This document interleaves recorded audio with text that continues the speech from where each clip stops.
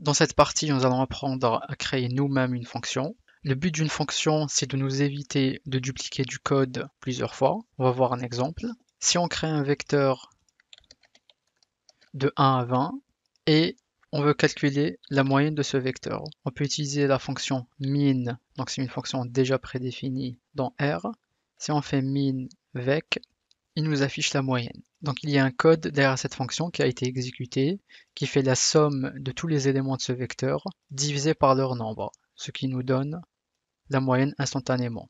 Donc le principe d'une fonction, c'est de créer une tâche une fois et la réutiliser plusieurs fois. On peut rajouter des arguments à une fonction.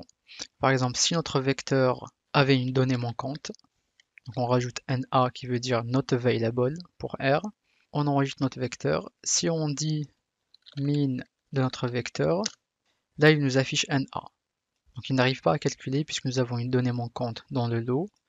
Ici, on peut rajouter un argument. On va lui dire de calculer la moyenne de vec, mais cette fois-ci, on va lui dire na.rm, on va lui dire true. Donc na.rm, ça veut dire tu me supprimes les na. rm veut dire remove. Si on exécute, donc il nous affiche le chiffre attendu. Pour avoir les détails d'une fonction, on peut utiliser la fonction help ou le point d'interrogation. Si on exécute, on a la description de la fonction, son usage, ses arguments, etc.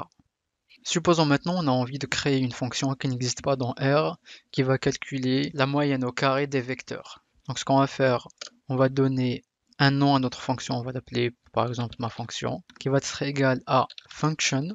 Donc c'est le mot-clé pour créer une fonction.